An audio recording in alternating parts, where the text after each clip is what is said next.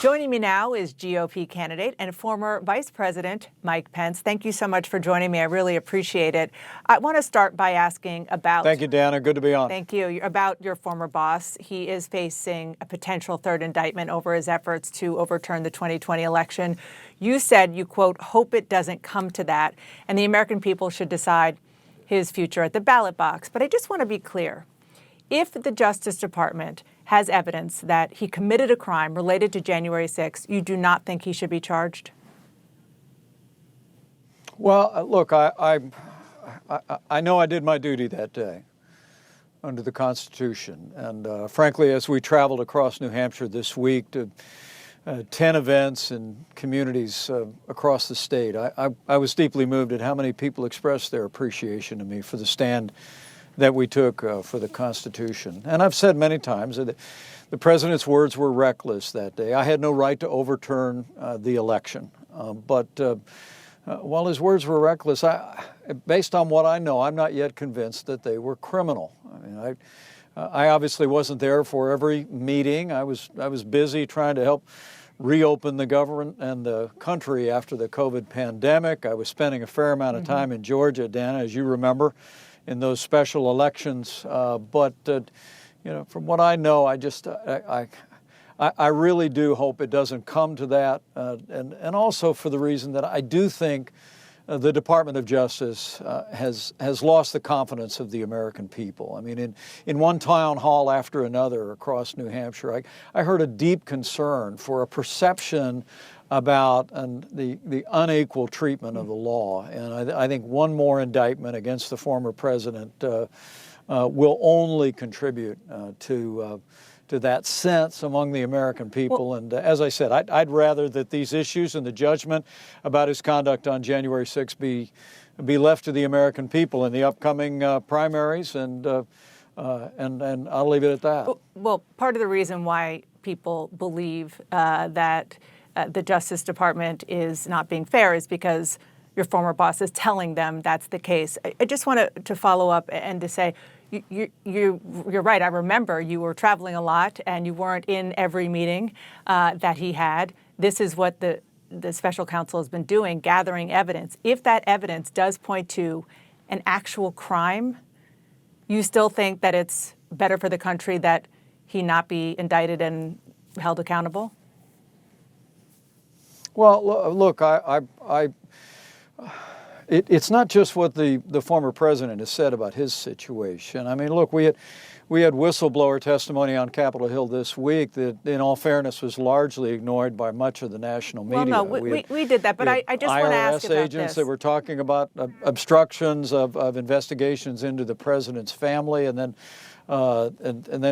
we learned about one instance after another of FBI officials saying that they were obstructed from asking questions. I'll be honest with you, as I traveled around New Hampshire, I heard again and again from people about a deep concern about unequal treatment of the law. And it's why I said to people, if I'm elected president of the United States, we're not just going to have a new attorney general. We're going to clean house among all the senior leadership at the Justice Department, and we're going to appoint men and women of integrity who will have the confidence of Americans across the political spectrum for their commitment to the rule of law. Sir, and I hear what you're saying about that, and I'm sure you are hearing that on the campaign trail, but because you have a very unique perspective, because your life and the life of your family was at risk that day, which you have talked about very extensively.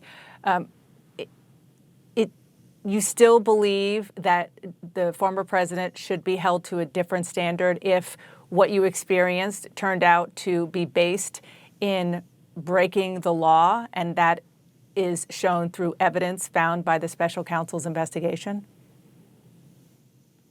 Well, Dana, let me be very clear.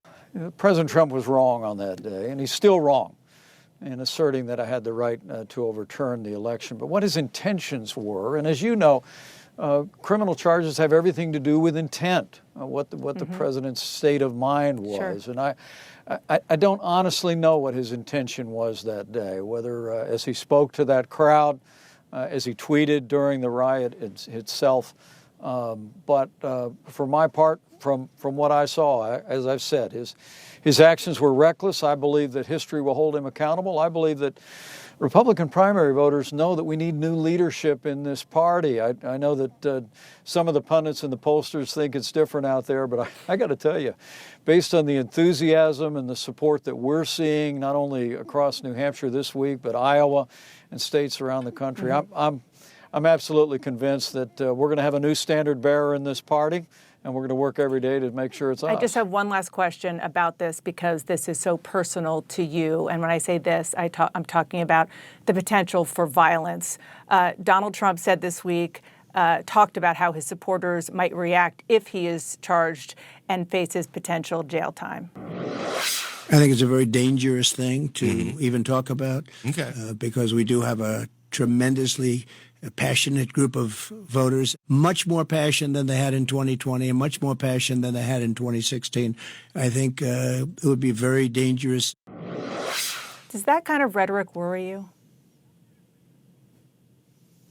Well, it doesn't worry me because I have more confidence in the American people and in the people in our movement. Look, it was one of the things that infuriated me on January 6th with what I saw, people ransacking the Capitol and engaging in violence against law enforcement officers. Dan, I think that I would say not just the majority, but virtually everyone in our movement are the kind of Americans who love this country, are patriotic, or are law and order people who would never have done anything like that there or anywhere else. So I have more confidence in the American people than that. I hear my former running mate's frustration in his voice, but I'm sure the American people will respond in our movement in a way that will express, as they have every right to, under the First Amendment, to express concerns that they have about what they perceive to be unequal treatment of the law. But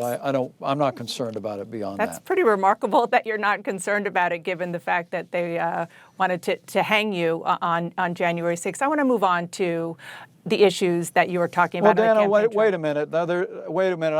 I want to say to you, there's been an effort to take those that perpetrated violence on January 6th and use a broad brush to describe everyone in our movement. No, I didn't mean to do that. I'm just here to tell you, it's not the case. The people in this movement, the people who rallied behind our cause in 2016 and 2020 are the most God-fearing, law-abiding, patriotic people in this country, and I won't stand for those kind of generalizations because they have no basis in fact. Yeah, and what I meant was that it has the potential to incite those who were incited on January 6th.